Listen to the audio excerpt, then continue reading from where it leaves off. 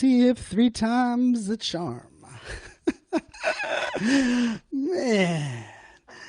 Pressing the damn button. Who gives that advice? Why would someone want to press the damn button?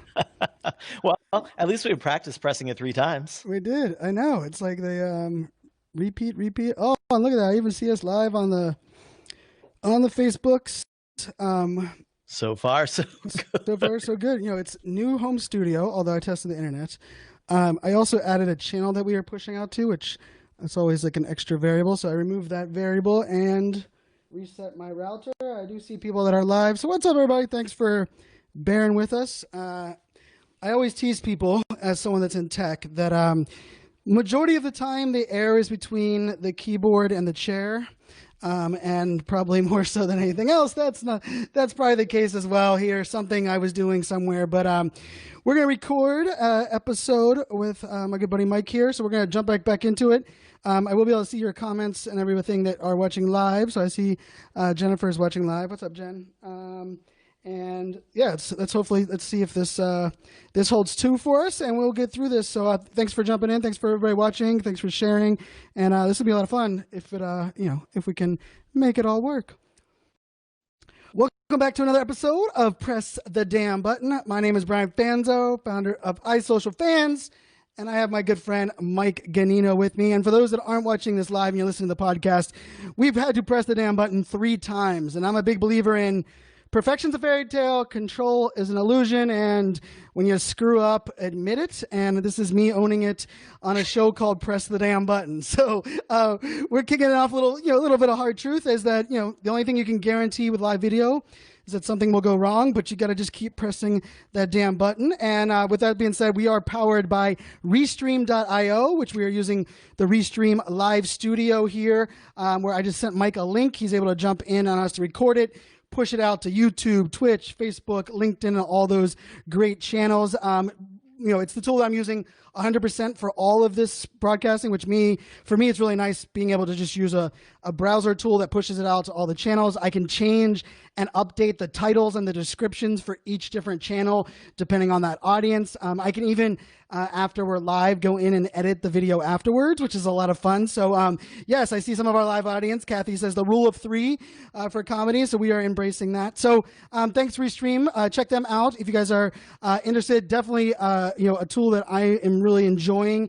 And I have a video going live tomorrow on my YouTube channel breaking down how I'm using it, why I'm using it, and some of the value props. So just check out restream.io/join/PTB, which is press the damn button. So 3rd time's a charm. Mike has been a model, amazing human for sticking with me here as we kind of go through the nuances of going live and that world. And for me, bringing on guests and for those that listen to the first couple episodes, my whole piece here is that, press the damn button to me is about amplifying the good people around us, not giving attention to bad news and fake news, but it's our job to amplify great people doing great things. And I've been doing a disservice to you, the community, because I have an amazing network full of great people doing great stuff. And I ran a podcast for many years that was a solo podcast because I didn't like referencing or managing the guest process and booking and all that stuff. And it was just an excuse. So we are fixing that. And I am excited because I have Mike Ganino joining me. And Mike has been someone I've been thankful enough to travel with. Actually, our first 2 guests, we actually all 3 went on vacation together last summer, which feels like 4 summers ago because it meant we were traveling and being on the road together. And Mike is a fellow speaker. He is not only a connoisseur of amazing storytelling, but he is also a good friend and advisor, and has a very interesting story which I got to do some research on, from acting to restaurants to dabbling a little bit of everything. And for me, being the no real niche guy, it's fun to have a no real niche guy on the show. But I would argue that, Mike, you've been able to jump into different niches kind of along the way, which I think makes it even more exciting. So, Mike, thanks for jumping in. Thanks for having me. That's what's funny is always when you do these kinds of things, there's the bio that people read that everyone clearly knows you wrote yourself, and so you sit there like, Me? How kind. But you actually, those are your own words. I didn't write those. So thank you for all of that kindness coming my way. Of course, of course. And so you're the host of the Mic Drop Moment or Mic Drop podcast there. Definitely check it out, guys. Great podcast that you have going on. He was also featured as one of my top 10 favorite speaker websites of all time. When Mike did this rebrand of his website, I walk my own beat. I preach be yourself. I kind of have my own style or lack thereof, whichever way you want to go with it. And I try really hard to convey that. And when you go to Mike's, when get to know Mike and you get to go to his website, it's literally embodies his brand, his story. As you scroll through the pages, it kind of just builds, takes you on that journey. And so I kind of want to dive into that journey, Mike. And, I actually was up and, doing my research, although we're friends, I wanted to see what the interwebs had about you and all that side. And I ended up on a backstage.com website with a with a beautiful mugshot, or I wouldn't say mugshot, let's say portfolio shot, where it's detailing some of the acting credits and some of the background there on that side. Give us a little bit of Mike Ganino, actor, seconds to give us that origin story there. Let's say early 20s of you, and I mean some beautiful pictures for those that want to see it. I don't even remember what is on that Backstage page. Backstage, by the way, if you don't know, is an industry for theater and for screen acting, TV commercials. It's a place. It's a place where you can go look at auditions that are coming up, and there's articles and things, and you can have a profile there. So I think the pictures on there are probably mostly from when I was like 30, though, 33, 34. Yeah, so not that long ago. It says your age range is 25 to 40. So yeah, and and it has commercial acting, hosting, and improv. It has a little bit on that side. I think it's fun because it's once you get on page 4 of Google with someone that has a unique enough name, it can get creative, right? Which is that's the thing about Mike Ganino. It's funny. So the commercial acting is I lived in Chicago back when I was doing a ton of improv work and working in the restaurant industry. Those go together, by the way, more than most people think. They're like, improv and restaurant, how does that work? And it's like, well, you got to pay the bills, and improv didn't pay. Not until you make it on like TV. Improv is a skill set you work on. You don't really get paid for doing it. And so I would audition for commercials all the time, and I'm 40 now, and I typically get that I look younger. And so when I was 21 and 22, I really looked young. And so I was in Chicago doing improv, and I thought I'll audition for commercials. And there were a lot of banking ones. I never was a good fit, but I did this string of commercials for personal injury law firms. And so I was always like the injured high school student who was like T-boned in the car. Like, I borrowed my mom's car and I was just headed to the grocery store, and out of nowhere, this man came along and blew the stop sign. And so I would play these like with a neck brace on. So I did several of these for like, very low budget Chicago things. I did one once for a Thai restaurant where I was a happy customer talking about like the authentic food and my go-to spot to get boba tea. So those were my big claims to fame back then.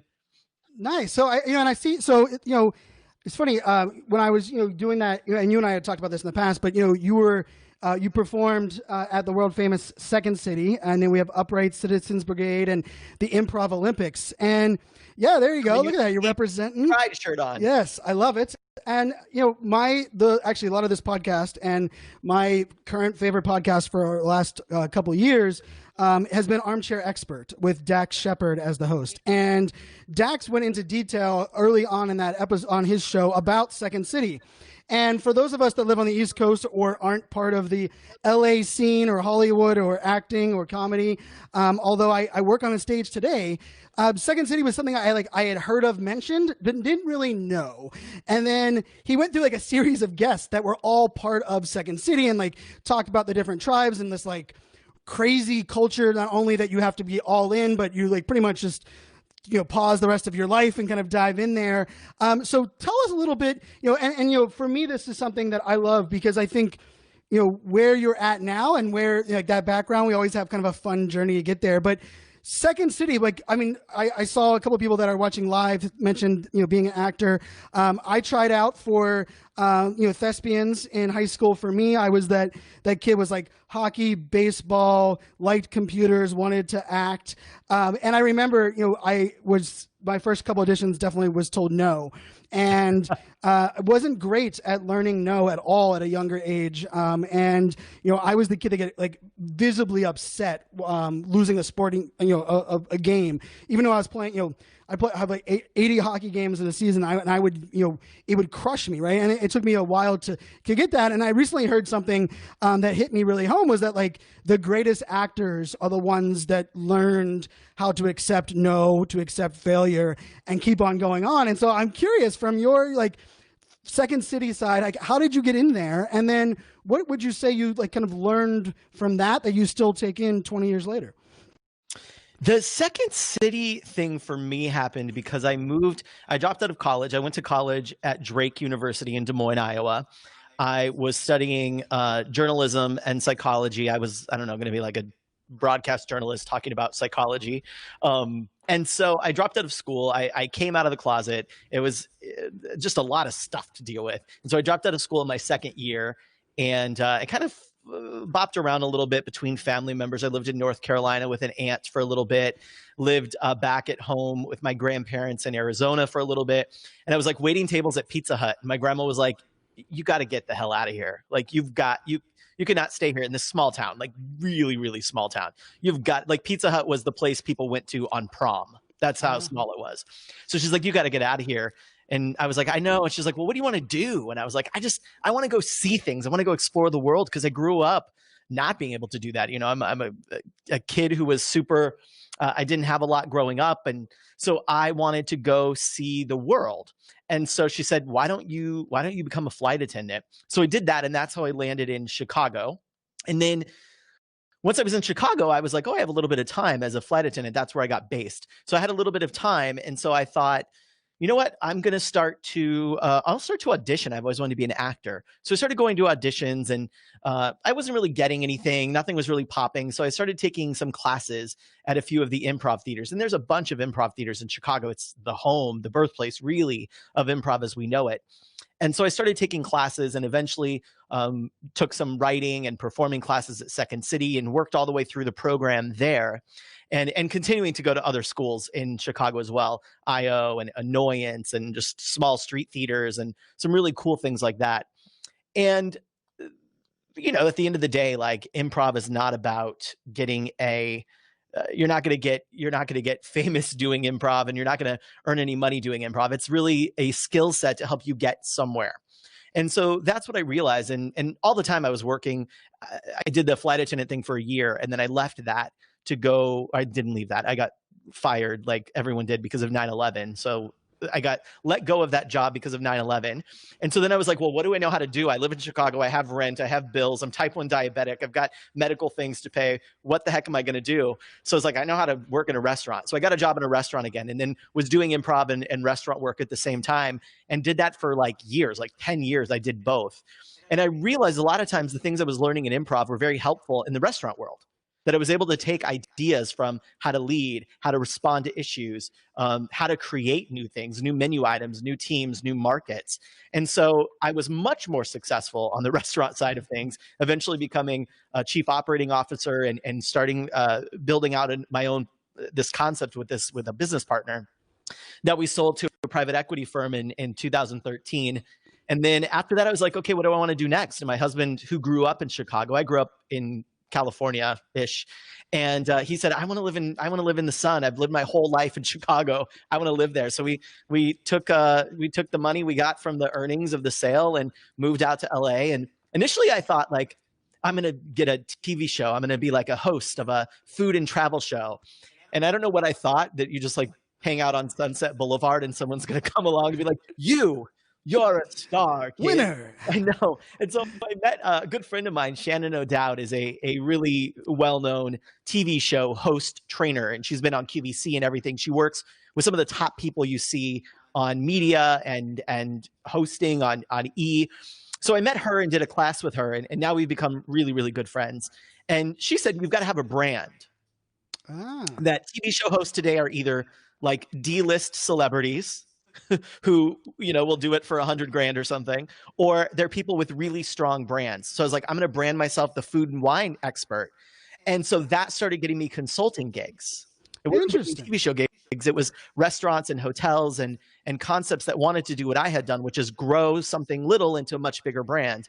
And so I started getting consulting gigs, and I'm awful at, like, if I ever say I'm going to send you something, you ain't gonna get it. There's not a landing page for you to go get it yourself. But if you don't force me to send it to you on the call, you ain't ever gonna get it. So I was like, I'm gonna be out of business as a consultant, because I was writing people's training and developing their like market expansion plans. And it was like, I was doing it the night before, and it was like, I really should do something else. So I thought maybe I could sell workshops to these people. And then I'm just there, and when I leave, I leave. And then that worked. And then someone was doing work. This is how I got into speaking. Someone left the company that hired me to do a workshop and was running an association and said, hey, can you come keynote our big event? And I was like, sure, yeah. And she's like, okay, the honorarium is like $5,000. And I thought I had to pay them that. So then I was like, shit, I think that they want me to give them $5,000 because I think they think I'm going to sell stuff. Right. And so that's my fee, my placement fee. Because I didn't really know about this world of coaching and stuff like that. So I was like, I don't know. And so I looked it up, honorarium, and I was like, they want to give me $5,000 to come and talk for an hour? I talk all damn day for free. And I was like, this is great. And then I thought, well, this is perfect. This is what I do. People are just going to pay me all the time. I learned it takes a lot more work than that. But that's how I ended up there. And I think the big thing that the acting taught me for all of those years, and you nailed it. Great people, not necessarily if they're great, but people who make it as actors are people who are really good at auditioning. That's the real skill set. Not enough people learn that in school. They go and get BFAs, or they take classes all the time. They take improv classes or acting classes. And what you realize is you're not going to get any of the gigs if you don't know how to control your nervousness. You don't know how to control your excitement in the audition. You'll never get the job. And so what I learned, just like you're saying about rejection, is that's the job. The job is going out there and making offers. That's the job. And it's funny because the first time you and I really ever connected in person, you were up there, at an event that you and I were part of a mastermind, and there was, a conversation about rehearsal and the difference between, a speaker that, just kind of goes up there from the seat of their pants and kind of breaking down what a true professional was and the art of performance.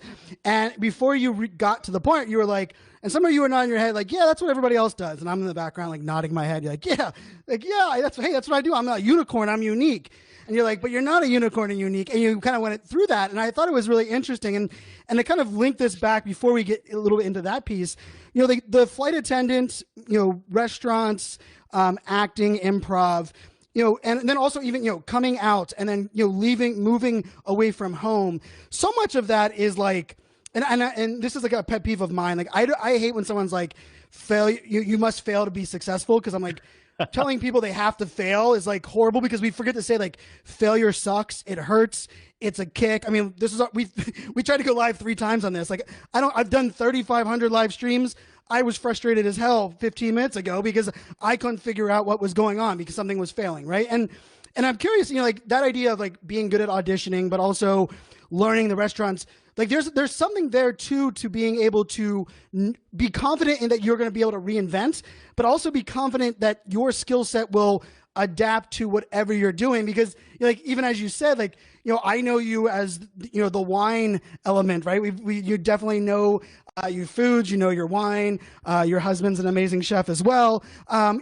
There's lots of those pieces, but I think a lot of those things are, it kind of goes into like you not being a consultant, which we also have like that in common in the sense of, being able to be creative, adapt, but also, limiting some of our skill sets that a lot of other people have. So I'm curious, like, as you were growing, let's say you're through your 20s, did you start to identify yourself as someone that was a risk taker, someone that was willing to do whatever to be successful? Or is that something you kind of now looking back and be like, wow, I was really good at that? Did you recognize that in yourself in your 20s and maybe early 30s? I don't think so. What's interesting is like, I'm actually quite anxious. Like I'm quite anxious about things. I doubt myself a lot. I think part of my growing up relatively poor, I had teen parents, welfare, food stamps, the whole thing. I think that there's times where like that history makes me doubt myself, that makes me doubt what I can do. And so I'm very anxious a lot of times about the things I want to do. I second guess. I have to go. I'm chronically one of those people that goes and asks advice for all these different things. And at the same time, I also trust myself to figure things out, because I think that I always had to. Like when I was little, like, we don't have money for food, we got to figure it out somehow. We don't have money to go to this thing, or we don't have this or that. And I've always somehow, with the grace and support of people around me, been able to figure it out. So I learned to trust that part of myself, even if I didn't trust myself to make the decision. And I think that led me to this level of resourcefulness. My husband always says, like, one of the most attractive things about me is that, like, I'm incredibly resourceful. Like, right. If I want to figure out how to get somewhere, I usually can. If I want to figure, I mean, I was running wine training for like a huge, great, wonderful restaurant organization with a ton of things. And I had like almost no wine education. But what I realized at the time when I went to this interview, which was like an audition, right, was that they probably didn't know, the people that were interviewing me in the training department probably didn't know a lot about South American wine. Like if I had tried to talk about US wine or French wine or Italian wine, I would have been skewered by their knowledge. But I thought, you know what I'm really obsessed with at 25? I was obsessed with Latin American culture. And so I thought, maybe I can get ahead by the fact that I can pronounce all of these words in Spanish really, really well, as I grew up speaking Spanish. And my obsession with the topic, I can just go deeper and they'll have no idea that, like, I didn't know at the time about Burgundy. But I knew a ton about Malbec and the specific appellations and where it was from. And I got this job, this killer gig as a wine educator, and I had almost no education about wine. So I guess it's also like fake your way into it, but I didn't fake it. I went and did the work I needed to do. Well, and I would argue, since we've known each other, I'm going to jump in here, because one of the things I've identified with you, and I think it actually might go back to even your childhood, is you focus very little on what you don't have and very much on what you have to work with. And I mean, to me, that we were on Catalina Island on vacation, and you know, we had our significant others with us, myself, you, and Aaron, and we each were, you know, blessed to have our team there. And like we couldn't get into the hotel room, and we were kind of locked out, and it turned into this like wine tasting, turned into like, we got like the local concierge like to put on this piece. And then like, if I looked at lots of like our world, right, we you know, we're both, you know, in the speaking space, you know, March 10th to March 18th, like much like a lot of the world out there today has been, you know, disrupted because of what's going on. And I think there's something core beautiful, what Phil, your husband, was saying, and what you're kind of looking at is that, like, if you focus more on what you have to work with and less about what you lost or what you don't have, you do get that creative juices going. And I think you do that really well also, even in how you help people tell stories. Because I believe there's lots of people that consider themselves great storytellers. I think there's lots of people that consider themselves great teachers of storytelling. I don't believe there's a lot of great people helping people see the value of storytelling in unique ways. Because I've won that, like, I remember watching someone dissect Martin Luther King Jr.'s speech, and they compared it to like Steve Jobs' first iPhone. And I remember like blown away. I was like 6 pages of notes for someone that doesn't like taking notes, right? And then I went to Nancy Duarte workshop back in like 2011, 2012. And I left there like amazed at what I didn't know. And not only the power of story, but like a new appreciation for creativity and that side of it. And I'm curious, like, if you look at your story, and I love how, like, you know, even on your about page, you know, you tell your story, but you also say, hey, let's focus on you. But like that ability to always focus on what that opportunity is. I mean, let's face it, it's what restaurants are doing right now. The restaurants that are killing it are the ones that have figured out, like, these are the things I'm good at and I'm going to adapt. I think the speakers that are doing good at right now, it's not about what you did on stage or even the topic you talked about. It's like, what were the core things that you delivered and how can you deliver them in a different arena? Yeah. And, you know, I also look at that even in the sense of like being a flight attendant, right? Like looking at how that all kind of works in the idea of, like, most people don't say, like, tell the flight attendant, like, thanks for a great flight, thanks for making us safe. You know, like, I worked at Dish Network in college for people that called in about their TV, and no one called up and say, thank you for making my TV work 364 days of the year. And today it doesn't work, right? Like, no one did that, and it takes like a different mindset. Your life, having all of the things that have gone on, you know, and the different I would say good things and bad, judgment, and even your journey, like you're very confident. So I know when you're saying that, I love that you brought in there that you do have that anxiety that kind of that pulls sometimes. But I also think there's also this beautiful confidence in who you are and what you're doing. And I'm curious how you look at that. And then, the book that you wrote, where it comes down to culture, how does this all fit into the companies that you've worked with culture? Because you did it in the restaurant space, but I really loved part of the book being really focused in, changing the mindset, but root some of these core values into their culture. Talk a little bit about how those two kind of things work together. Well, it's really, I think really all of the things that you just said are ultimately about looking at what is true.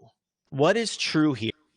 And there's also something really improvisational about that. And I mean, I didn't take improv when I was younger, but I've always, so it kind of was like a natural thing when I found it later, I guess. But there was this there's this idea that you have to play the scene you're in the world of improvisational theater. So in improv theater, someone will introduce an idea. Maybe Brian comes up and he says like, "Hey, I haven't seen you in so long. I miss my brother." It doesn't make good theater if I deny the fact that he called me his brother and that he hasn't seen me in a long time and misses me. I have to accept that that's the truth in this scene. Now, I don't have to like it. I can do what I want with it, but I have to accept that I'm either his brother, a fraternity brother, his, just like general brother, his like biological brother. I have to accept that is true and I can build off of it. I have to play the scene I'm in versus denying the scene I'm in. And I think that that's one thing that from like childhood, I really realized. And it's one of the things when I was consulting with some very big brands on company culture and leadership was we have to play the scene we're in. So if you sit down to create your culture, which is a lie, you can't create your culture. It exists. You can look at it, you can understand it, you can get clear on it, and you can make ideas about what you want it to be, but you don't create it. It exists. People would reach out and say, "We're ready to start creating our culture." And it's like, it's there. Let's look at what is. And what I see happen in that case, and this is true when people are building a brand as a speaker, when they're starting to look at their own stories, is to say, what is already here and what is already true? Because it's going to be so much easier for you to use that, what's here and what's true. It's going to be so much easier for you to use that than to ignore all of the things that are actually true and go and do something new with it. And so for me, that's kind of, all the way back to like when I was a flight attendant and we all got laid off, fired really. It wasn't laid off because we couldn't come back to work after 9/11. I could have freaked out. I could have spent all this time, but I said, what is true? Well, what was true was that I know how to make sandwiches. So let me go figure out where I can make sandwiches. And then I created a career. 7 years I was at that organization and I just kept asking. I started as like an assistant manager and I ended up being like the head of training and new store openings and opened over 100 locations because I kept saying, what is true in this current situation and what do we want to be true next and how do we map those together? And I see so many people do this with their companies. I see so many new speakers or entrepreneurs do this where they don't accept. You have to look and say, what is true now? Yep. How do I use that to go to the next place I want to go? And it's a missing link in so many places because we think I need a clean slate. And there's we also think sometimes that like, because I've always kind of pushed against the idea, Steve Jobs, huge fan of Steve Jobs. I even have like my little Steve Jobs over my shoulder, like the shoulder here. I have a little, ICEO over my shoulder. But Steve Jobs always said like, the whole idea of, and it goes into the Henry Ford quote, right? If we would have asked them what they wanted, they would have said faster horses. He invented the car, right? And Steve Jobs talked a lot about, trying to innovate for the unknown and what people don't know they want and help them get there. And I think when you get stuck in that way and you start to find success, like I did that very early on. And I've even found myself doing that over the years where something works and I'm like, well, that's not what I wanted to be working right now. And rather than leaning into that, I would let it go and I would kind of fight against it, right? And it doesn't do us favors. And I love where you said, like, play the scene you're in. And I think this kind of fits right into our world right now, right? And I think not only the scene we're in, but if we look at COVID and we look at, March or February, so much of our world, like the idea of just wearing a mask, the term social distancing, never used or heard. Right now it's on every window, every door that exists, every restaurant. But also like, change, not only it's scary, but it doesn't have to be scary if you're willing to kind of not only reinvent, but learn from what you've been doing, right? And I've said this a lot, is that change isn't the result of bad decisions, the result of all decisions. And then you're able to take all of those things and kind of change in the new. And I'm curious from your standpoint, and let's kind of bring this into 2020 where we're at now. I think a lot of us can make the statement, we're not going back to the old way, right? Like there's the world is no longer the same. February, March, April, we've everything that's gone on, from Black Lives Matter to COVID to the disruption across the board with the things that are going on in the world. But yes, I think we can all admit that we're not going back to the normal. But I do not know if people are still ready to admit that we need to change for the future, right? Like we're very comfortable saying, normal is not going to happen. But how would you look at that? How can we help people play the scene they're in today? But also, let's face it, we also have to become better humans. We have to be very self-aware. We have to, with a new world and new access. I think this is exciting, right? Like I've always said, like, social media gave me access to the world. My growing up in Pittsburgh, I only knew the beach that we went to vacation and Pittsburgh. A lot of my family that lived in Pittsburgh, some of them might be watching, have very rarely ever traveled outside the state, if ever. My daughters can Skype with friends in Australia. They have access to people and community around the world. So when you look at where we're at now, what is your feeling? What's your current emotion? And it's also one of those interesting balances, because you also have exciting news. You're welcoming a new addition to that family, which I'm so excited to welcome you into the awesome exclusive dads club. But hey, we will be raising children in this new world, but I actually think it's even more important to raise ourselves into this new world and play this new scene. How are you looking at this kind of where we're at? Well, it's interesting. I did like a story the other day, and several people reached out and said in Instagram and said, save this as a highlight because this is so good. People reached out and said, oh my gosh, I didn't think of it this way. And one of the things that I always looked at back when I was in HR, I was in HR for a long time as well. One of the things I always thought about was, when things happen, there are really like three buckets where we get to put our efforts. The bucket number one is the heroic, visible efforts. So this is the black squares, although is that heroic? I don't know. That's the black squares on Instagram. That's the show of solidarity. That's the hosting this, hosting that. It's the donations. It's all of those things that are like visible support. That's bucket one. And bucket two is all the social cultural things. So everyone's reading the books that have been out, by the way, for a long time. The movies that people are saying, have you ever seen this movie? And it's like, yeah, I saw it 4 years ago when it was nominated for an Academy Award. Yes. And so all of those things are so there's the social culture. We're reading books together. We're doing book clubs in our organizations. We're reading books to our kids. And those two things, a lot of times right now, people are saying, do the work. And whether that's do the work around how you're rethinking your business because of COVID, or whether it's do the work in being in anti-racism and the work there. And I think what we think the work is sometimes is bucket one and bucket two. Mm-hmm. That's just catching up, frankly. The real work is bucket three. And bucket three is looking at all of the systems that led us to a place that bucket one and two were needed. So we've got to look in our organizations and say, do we little simple things that we've seen through research, that taking names off of resumes, yes, make sure that groups of people get interviews, and it's shown all over. There's a great book called What Works that talks about this exactly at work. They did a study, and I might mess it up a little bit, so don't at me, everybody. But generally, the study was that in orchestras, they were male dominant. Orchestras, like the music, they're male dominant. So they said, okay, what can we do? How can we study this? How can we look at it? And so what they did is they put up screens. So they did a set of interviews, of auditions where you could see the people. Then they said, well, let's put up screens, and you can't tell if it's male or female. I wonder if it'll mean that we hire more women. And it was only marginal. And they were like, I don't get it. But the thing that they forgot is that the stage that they were walking on was hardwood, and people could tell the difference in the footsteps between men and women. Yep. And even that small amount of unconscious bias led to a huge difference. So they had them take their shoes off, and it leveled the playing field. And so what about in our organization? So many organizations, so many people are saying, oh, I got to work on my unconscious bias. And it's really about to me, that feels like a really long-term, like, great movement. But what we have to do today is to look at, so we're talking about defunding the police or something like that. We also have to look at, why have I not paid attention to where the money is going in the schools in my neighborhood? Why do I have no clue who's on the city council in my town? Because we tend to look at big federal elections, we look at LGBT rights, we look at pro-life, pro-choice, we look at those big things, and those are really used in a lot of ways to keep us from paying attention to the small things, like campaign finance. That really matters, because at the end of the day, regardless of what side you're on, if organizations are giving a lot of money to the candidates, who do you think those candidates owe their efforts to? For sure.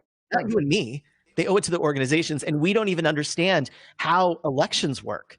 And so that is where the work is. We have to go in and we have to do the work to change our school policies, to change the way that we hire. That's the real work.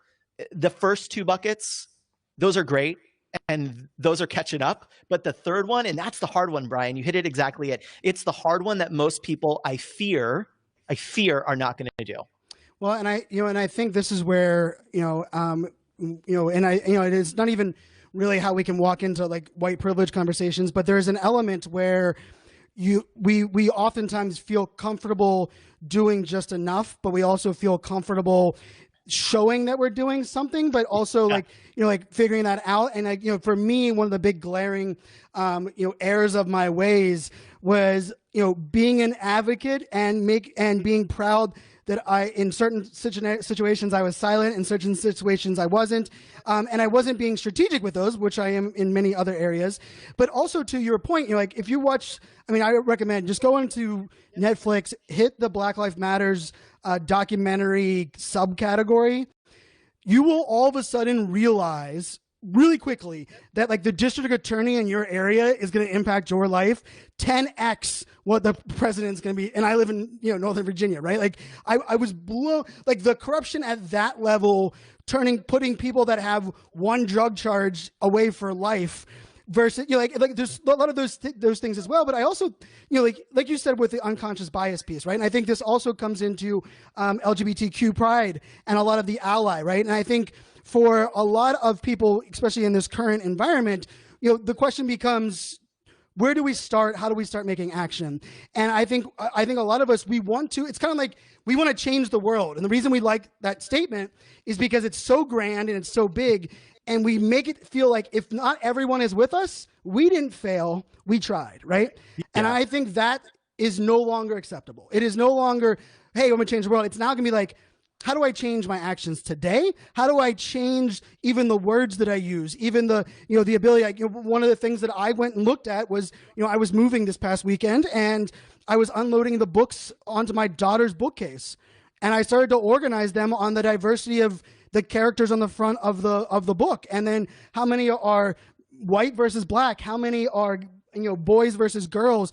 Even just looking at those things, being like, hey, I know we have these conversations, but when we're facilitating this in many different ways, it is something that will continue to get that right way, right? And if we look at, and I do think this is something that I would love to hear your thoughts on. And I saw this yesterday, and I immediately was like, I want to hear what Mike thought. Is that in this COVID world, everything is politicized, right? And it's a shame. Even wearing a mask right now is politicized. And my soapbox on that is, if you are not wearing a mask into someone that says it's mandated to wear a mask, whatever statement you think you're making, you're not. You're just a jerk. Like you're just a flat out jerk. And I will take that statement. I am all for being bold and standing up for what you believe in, but that is not one that goes there. But the statement that was there yesterday, because COVID, some of the news channels have all of the total numbers of people that have been diagnosed, and then there's total number of deaths, and then total number of tests, and there's lots of data, right? And then there's lots of data around Black Lives Matter, and lots of data when it comes to police brutality, and even although the branding around defunding police probably needs some work on just the naming there.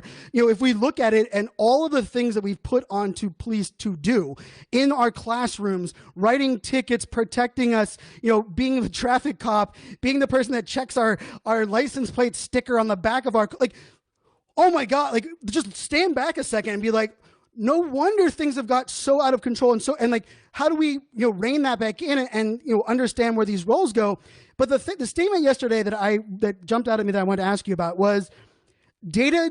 And I'll probably botch it. It was data draws awareness, emotion draws action. And part of me was a little worried about that statement because a lot of the emotion that a lot of us are currently allowing into our life is very filtered, one-sided. I've made this statement for a while that I really weirdly, and I do this like methodically, if I watch 30 minutes of CNN, I watch 30 minutes of Fox News. I make it like my own, like I will, and I refuse. And like, I don't care. And part of it was because of like, I grew up on one side and kind of branched my own side. And people were like, man, Brian, I can't believe how well-rounded you are. And and all of a sudden I stopped having that, right? I stopped being able to it doesn't mean I have to agree with one side, but it's understanding where that one side is coming from. And so when I hear like data, being a data guy, I like data and I'm all for stories, but like, where does this, where we look at these movements and these things that we're trying to change and not trying to change, we are freaking going to change.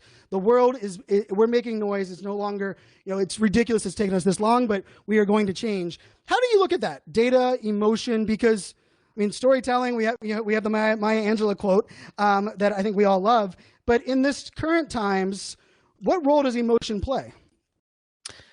I think that it plays a huge role. And, in all of my training and all of the keynotes, the workshops, everything, I do this bit because I realize that there's this idea that knowledge equals power. You've heard this before, right? Knowledge equals power. And that knowledge will then equal change. That's the thing. Knowledge equals power. And if I have knowledge, I can change things. But that's not true because like I know generally what I should be eating to be healthy. Whether I'm pegan or pegan, by the way, is a new thing where you're paleo and vegan at the same time. I'm not sure what that means. Oh my goodness, I have no idea. It's very difficult. But whether you do that, it all works because it's calorie restriction at the end of the day. It really all works. I've met people who are paleo, vegan, pegan, Weight Watchers, and they all work and some of them don't work, right? So we all know what we should be eating roughly. We all know that we should be moving more to be healthy and to feel good and to all those things. And we all know in 2020, that meditation is not woo-woo, that it actually scientifically changes your brain chemistry. And yet we have all that knowledge, but am I healthy AF? No, honey, I got some handles you could love on, okay? Me too. Lots of love on my handles. I wake up most days with spots that hurt as a 40-year-old dude. I am stressed out and anxious because I don't meditate enough. And we know all of that, and it doesn't lead to change. What leads to change, if you think about like the standard movie trope, right? Of like, when does a middle-aged man make a huge drastic change in his life? After a heart attack. Yep. He knew before. Yeah. Better. He might even know that it's in his genes and around the time it's going to happen. Right. So we need stories. To me, truthiness to me is what leads us to change, not facts and not data, because we live in a post-fact world. Yep. We live in a post-fact world. We live where two things can be true and be opposing. So what do you do in a world where facts don't matter and true is not always true? You have to find the truth. Right. The truth is what's more important. And the truth is about what those things end up meaning. And you can't do that without emotion. And I love that. And I don't know if anybody saw the NASCAR yesterday, which the fact that NASCAR is leading the way in really, in my opinion, doing massive change and owning the massive mistakes. And Bubba Watson, one of their drivers, there was a noose found in his stall, and the entire NASCAR community prior to the race, in unison, non-planned, like just the driver saying, "Hey, when his car pulls out, no one get in their car, walk out with him to show unity." I mean, I was bawling my eyes out watching this on Instagram. And part of it was, I've been to many NASCAR races. I grew up, went to school in Southwestern Virginia, and there was also this like idea of using like the word redneck or using the word, the South versus the North, and like, a lot of those interesting things. I live in Virginia right now, where, in Richmond, Monument Avenue, of course, has got a lot of, a lot of attention over the recently, and I think that you brought up a really good point too in that emotional connection, but also, I look at your, working with what you have now, right? I think for so many people, we first have to own the fact that we've been doing things wrong and things that weren't okay. And I don't care if it was misinformation, being naive, sticking our head in the sand. I went back and watched Baltimore Rising for the second time right after this most recent riots and things that were, the protests were really exciting to see. And I went back and watched Baltimore Rising for a second time with a new lens, right? Because I felt as though the first time I looked at it and was like, that is wrong. I can't believe it's happening. And nothing in my life changed, right? Like I was 100% okay. Hey. And so when I was watching it this time, living in that area, one of the things that jumped out at me from like awareness or like, just not really understanding was that like all of the dominoes that are in play in everything from after school programs to the things that are on our TV to, like you said, the names, having the names on the resume. And it's less about, teaching ourselves. I think a lot more of it is about being so aware of everything that is in our life that shapes how we're doing. And I think that's exciting yet scary, right? Yeah, it's the idea that like, it goes back to this very simple thing of like, the reason that I've seen this a lot, you've probably seen it too. The reason that I have what I have is because I worked really hard. The reason that you have what you have is because you were lucky. Yeah, and you said you were 10% work hard, right? I saw your post on Facebook a while back. Oh yeah, somebody asked, Crystal Washington asked the question. Oh, and she's an upcoming guest of the show too. Oh, so, perfect. She's great. She said, what percentage of your success, something like this, is attributed to your own hard work versus luck? And I said, like, even me, who I was born to a 15-year-old mom, I grew up poor, I dropped out of college, I'm gay, I'm type 1 diabetic since I was 9 years old. Even me, I think I probably contributed 10% because I'm still a white guy, born in the United States, born towards the end of the 20th century. And in a lot of ways, even with the things stacked against me, the world in general is still pretty on my side. Right. And so I think I'm probably 10 or 15% responsible for what I've been able to create. And the rest of it was the world. I don't live in a world where you walk down the street and people are throwing a bucket of like urine and feces out the window like they did in medieval times. I don't live in a world where my gender makes people question whether I should be allowed to have an opinion in a meeting. I don't live in that world. Yes. And so even if it's been tough being gay, even if it's been tough being type 1 diabetic, you asked about acting earlier. Why didn't I go further into acting when I was 21? It's because I didn't have health insurance and I had to have a job because I would have died without health insurance. As a type 1 diabetic in 2001, if I'd had to pay for insurance on my own, one, they wouldn't have given it to me because pre-existing. Yep. Wouldn't have given it to me. And two, it would have been $1,500 a month. So why did I not go further in acting? It's because I needed health insurance. So all of those things were stacked against me, and yet still nobody second guesses my experience like they do to my female friends. Yep. Nobody questions whether the things I get in my life are because I did them or because I'm lucky, like they do to so many of my Black friends. And so at the end of the day, even with all the shit stuff, whatever I've been through, yep, I still got it a lot better than a lot of the other people out there. And I think going back to all the things that we're talking about, the work that we have to do is to hopefully, as time and latency makes the emotions of the last couple of months, the last 2 months, specifically around racial justice in this country, as the emotions of that go away and the protests aren't on the news, we have to look at the laws. Do you know in the state of California, I feel like an activist now. We're all activists now. Yeah, we are. In the state of California, they're illegal by the state Supreme Court. So they can't so they don't enforce them because they can't, but it's still written. It's still written into real estate contracts, racial covenants of what areas Black people are allowed to live, where Mexicans cannot buy a home. It's still written in the contract. So the contract that people are signing still reminds them that at some point you are a second-class citizen in this country. Yes. Isn't it? And we have to look at that stuff and say, wait a second, we've been talking about defunding schools forever and nobody thought about it. So I really hope that the emotions of this remind us to do the real work. That's what I hope happens. And I think, even with, press the damn button, right? Like for me, this whole, there was some video piece of this, but like for me, it's the idea that like we can't allow the past to prevent us from making leaps in the future. Like we have to own that we've done, there was things that were so wrong and so bad that were so exposed, right? And then there's also like this idea of, we also have to continue to have the tough conversations. Yeah. And they are tough and they are awkward. And there's sometimes, I told you a story offline, with the movers I just had this past weekend where, the conversation led to me doing 4 hours of moving by myself after I paid someone to do 6 hours worth of work, right? And but there's also this, to your point, like this idea of like, hey, as some of these things aren't the front page news or whatever it may be, what is our role? And I would love, kind of as we're moving towards this last segment where I want to press some buttons on the other side of the fence here, but like one of the things that I've always said on social media, and I'm re-examining this, is that I'm going to be myself. I'm going to tell my stories my way. And if people unfollow me, it's their loss, not mine. And I've always kind of like lived that because it's kind of like the way I did.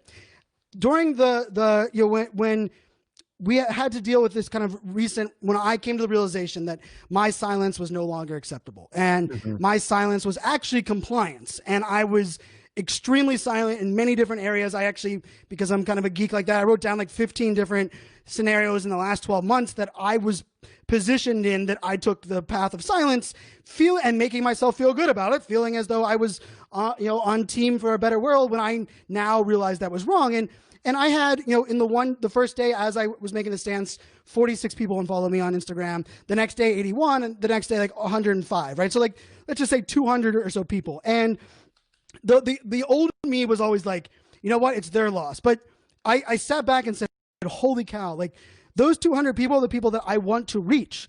Not because I want them to know my way, but I believe if we're not telling the stories, we're not getting the emotion, because I was watching TikTok the other day, and this person has millions of followers, and they got shamed in their TikTok feed, and their reply back was like, I don't watch the news, like I don't watch TV, and so my bias doesn't come from there. And like my first thought was like, if we even think about it from that way, like how do we reach those that quote unquote are unreachable, or those that are only connected via different messages or methodologies?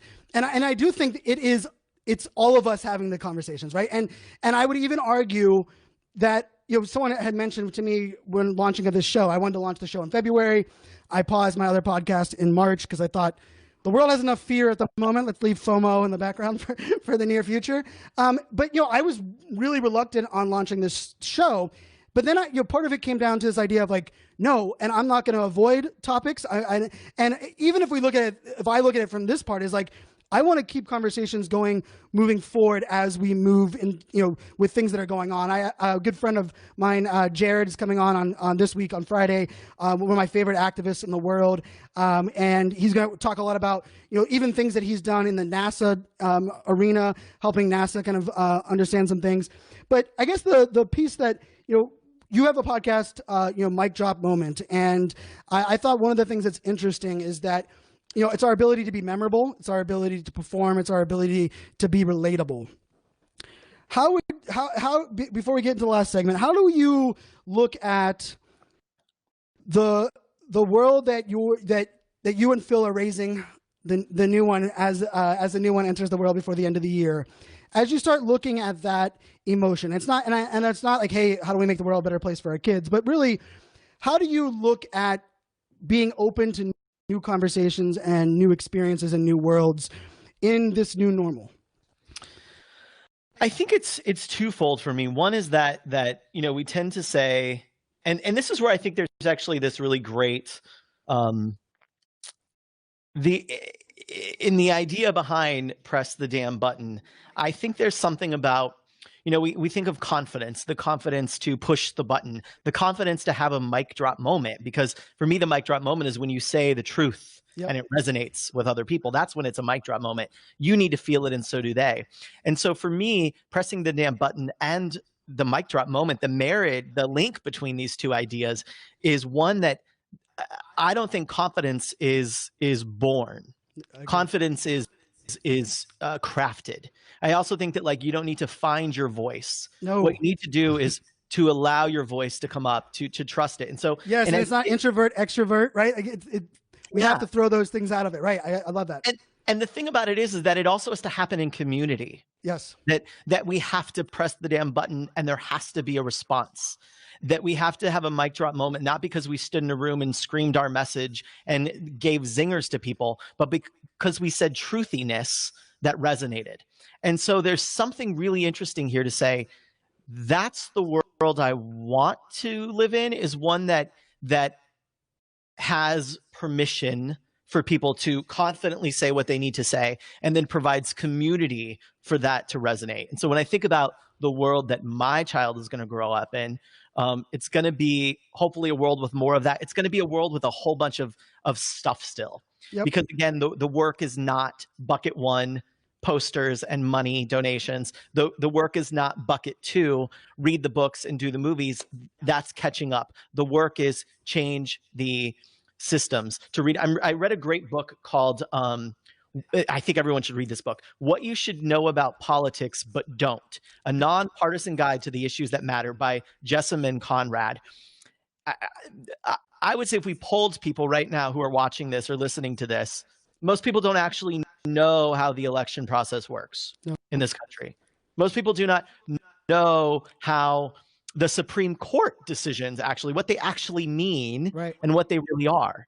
And I think that is really a crime in our country, where we have so many freedoms, that we don't understand those things, because those things, yes, the posters and the donations and the books and the movies matter, and you should watch them to catch up. But it's that third one that matters. And so what I hope we live in is a world where pressing the damn button and finding your mic drop moment is inspiring people to break down all of the things that have stopped them from going where they want to go, so they can create a new story together. Yes, amen. I love that. And I think this is where that mic drop moment is, right? It's the idea that there are going to be bad people doing bad stuff, and there is going to be hate and shame in the world.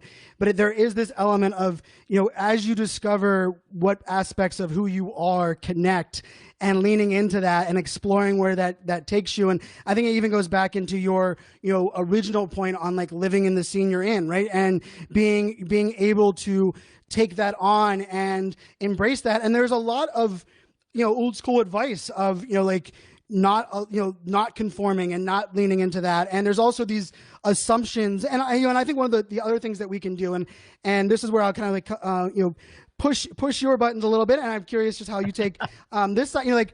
One of the things that I've always looked at was that, we've heard about failures in people's, like Michael Jordan and Oprah, but it's always after they're successful. And I'm a big believer in giving people access to how the sausage is made. I mean, we had 3 attempts to go live on this, and and I like to think I kind of know what I'm doing in this space, and kind of just owning that, right? Because we are all human, at the end of the day. But there are also aspects of our lives that we keep private. Your even your husband, which is funny because Erin was on here as well, and her husband's the same way, in the kind of the sense of, hey, I'm living my world, doing amazing things, and I don't have to be out there on the microphone or on social media.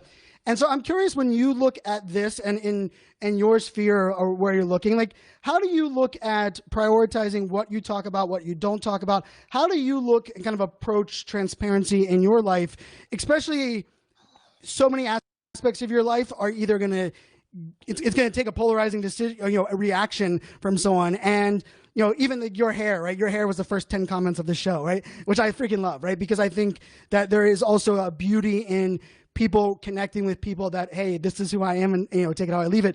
So how do you look at that? How do you approach that transparency and that kind of prioritization in your life? I think for me, it's always been because the decision even to because one of the things about so being gay, right? You have to come out all the time. People think it's coming out as an event. No, it's all the time. The amount of times that even the last couple of years of my life, I've been at an event and they've said, "Oh, did your wife travel with you?" I have to decide to come out. then on stage where someone else doesn't have to think about saying my wife and my kids. That's a decision I have to make. Yep. My identity in that way is revolutionary and rebellious in some rooms. And so for me, I made this decision very early on, even as a leader back in the restaurant world when I was 22, of realizing that it was a reason that people could hold me back. And in fact, until last week, it was a legal reason people could fire me being gay. And so one of the things that I made the decision of was that visibility matters so much, that seeing other people like you doing things matters so much. I think that's, you talked about Oprah Winfrey or Michael Jordan, I think President Obama. There's power in visibility at saying, now I know that that's possible for me. And so what I wanted to do really clearly always was to say, you know what? I wish that I had somebody, not a role model necessarily, but someone to at least show me that like the things I want were possible for people like me. Right. And so I made that decision that what would I share would always be anything that I thought was helpful. And if me sharing it could be helpful, then I will share it, because I feel like I've been given a gift. I'm pretty good with words. Yep. I'm pretty good at connecting with people. So maybe that's my gift to be able to share. And so even down to with our baby, I realize that as a somewhat public person, that my job is my name. My website is my name. Right. My personality is my product in a lot of ways. I realize that I am going to have a lifetime of where is the mom? Is it mommy's day off?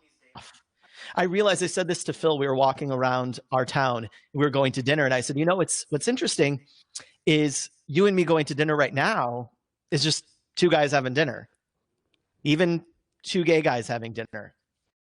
We become a spectacle when it's two guys and a baby.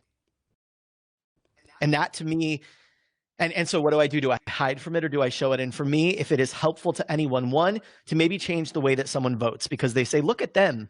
I didn't realize that, and now I know I'll vote differently. Maybe it's a little kid who's looking and saying, I don't think I can ever be happy and have a relationship and be in love and be okay. And so if there's someone out there who can see me, who relatively confident and comfortable to be able to share some of those truths, then I'm all for it.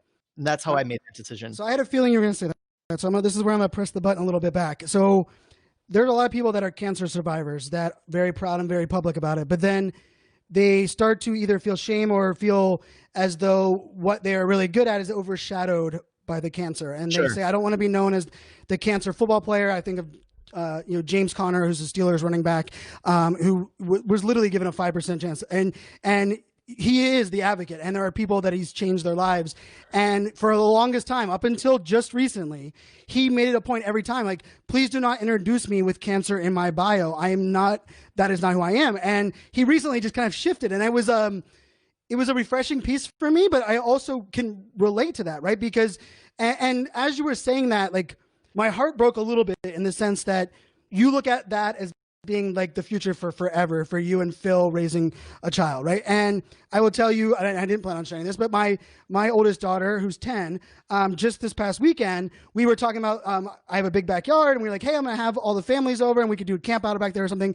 And she, without missing a beat, said, well, I can't remember the kid's name, but both of her dads would love to come because they can help out. And there was not a skip in there. There was not a conversation. And my middle daughter immediately was like, yeah, I know. And both dads can help out. We can have them both in the backyard. And it was so refreshingly normal. And I hate the word normal, but there was a part of me that was in that moment was, do I highlight this as really inspiring to my daughters and lift them up? Or do I allow them to own it because they're doing it in a way that there is no difference? And I'm curious in that piece of it where, yes, this is going to be something that people are going to talk about, but I also do believe it's going to force conversations. And I do believe we are working towards some shape of, shifting a lot of these common assumptions. Even, one of the things that I started to do, and I've asked the question before, was like, I always refer to it as my partner, therefore not ever having the piece of it. And someone was like, well, Brian, now it gives you the opt out of saying Mike and his husband, because you can say Mike and your partner. And I was like, well, crap, I was doing it because I didn't want to be the one. It's like, it shouldn't matter if it's a wife or a husband. And so like, that's a weird, so how do you look at that? How do you, and I'm not saying you have to have the right answer. I guess I'm saying more of it as, as you brand it, there's an element of, hey, this is what I'm known for, and this is the cause I am. But then there's also like, what role does that play in your everyday life and impact, everything that you're doing? Well, I think two things. One, what you said about your daughters recognizing that, I think is great. And I think it says a lot about how they're being raised and what they're seeing. And I think it's unique.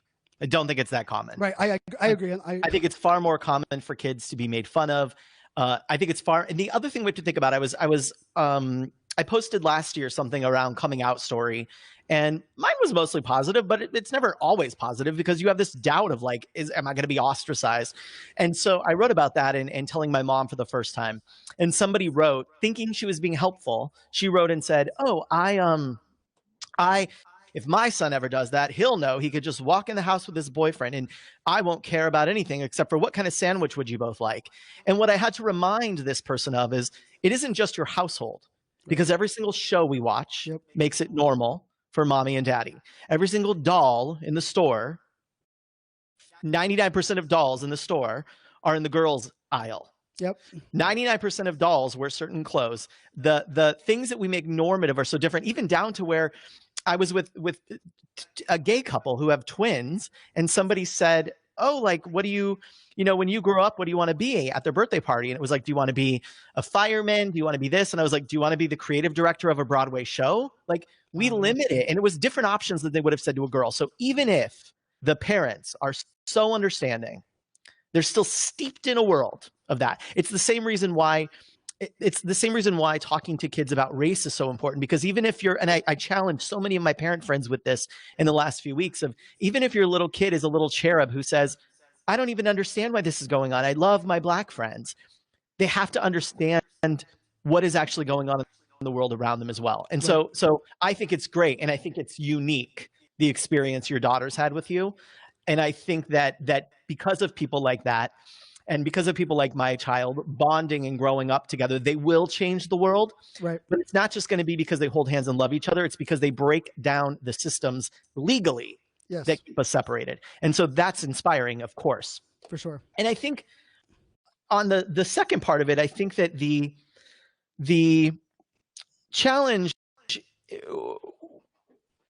of what is our job to educate people? Right. Like, what is our job to do that? It isn't.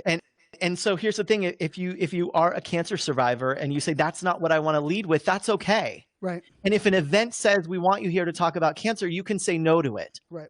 The same way that I think right now, I've seen this a lot where people are reaching out to Black creators saying, hey, will you come on and talk about being Black? And it's like, no, I'm a website designer. Right. I'll come on and talk about website design, but I don't want to come on and talk about being a Black website designer. Right.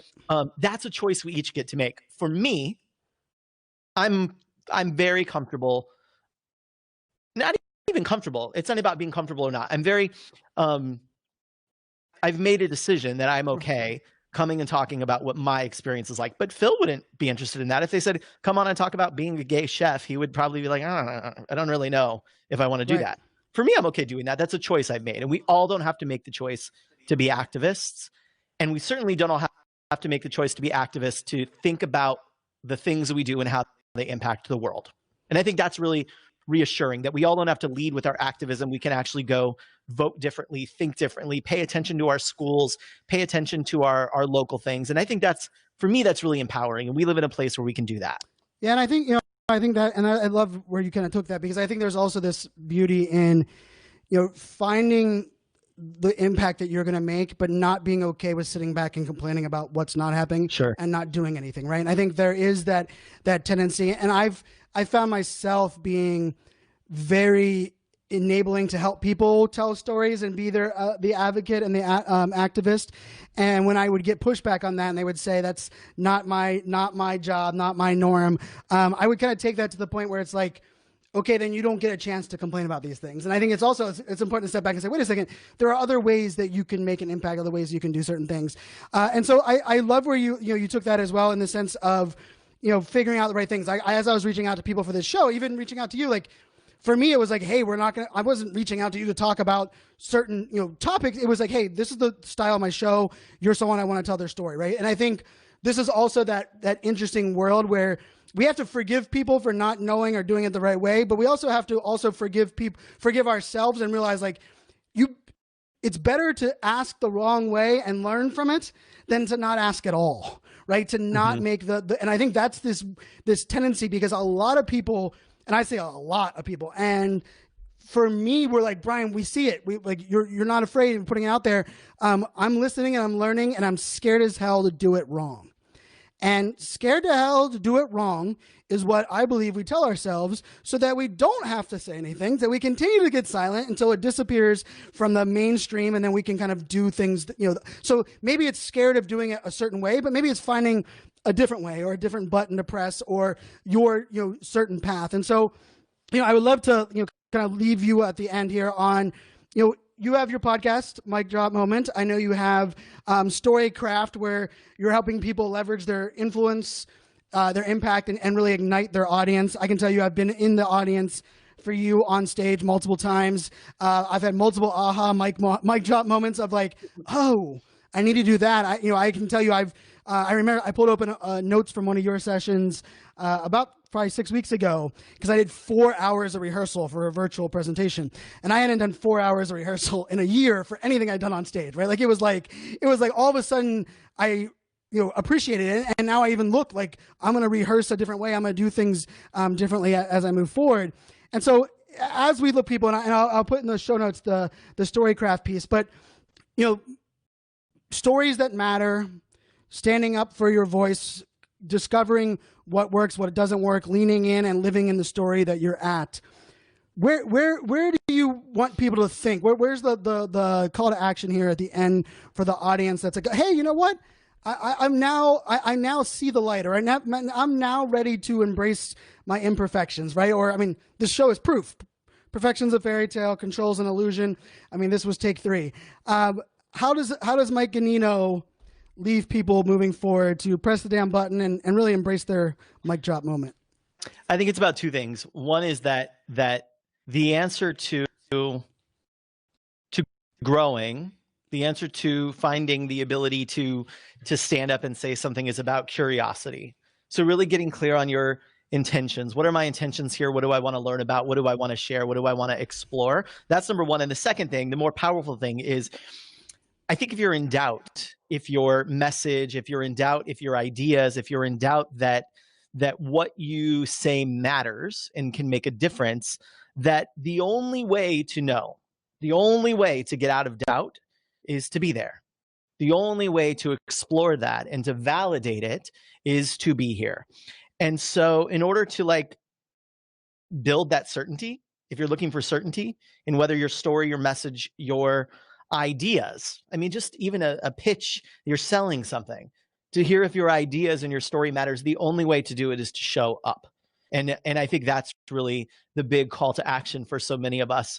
Whether you want to have a podcast, you want to go on Facebook Live, you want to do any of those things, is 1, get really clear on your intentions and what you're hoping to do. And then to relieve any of the doubt about pushing the damn button and whether what you have to say is worthy of a mic drop moment, the only way you'll ever answer that is by pushing the button and going forward. Thank you, Mike. You are a great friend, a great leader. Super excited for your great dad moments that you have coming up, and for living that with you, alongside of you, and moving forward. Guys, check him out over at MikeGanino.com. You can also MikeGanino.com/storycraft. He has a massive download for you guys to really understand, the 5 stories you must master, the frameworks, some expert advice on storytelling. I've always said storytelling is my favorite thing to study. I have a notebook on my coffee table for every documentary that I ever watched. I take notes, pages of notes. Everything from the camera angles. One of my favorite things to do is to look at the thumbnail, look at the description, and guess what the story is and the plot is. And then at the end, see if I was right or wrong. If I was wrong, try to figure out why they built that into it to tell that story, to get me to watch it or consume it. And to me, those are all different aspects. I think the other beauty of storytelling is that the audience always changes. Therefore, storytelling is never one size fits all. And even with this podcast, to me, part of this was, the idea of, wow, I love the people around me. I love that we can make a difference in the world. And so, thank you for spending the time on, giving me a little bit of extra time as well, or a lot of extra time as we dealt with some technical issues. And, for those that are out there listening, so I think it's a lot of this comes down to, finding your people, finding your tribe, experimenting, putting things out there. Reach out to myself. I know, reach out to Mike as well. I think this is, we are recrafting a new normal. And, I will take that same call to action Mike said is, be curious and know your intentions.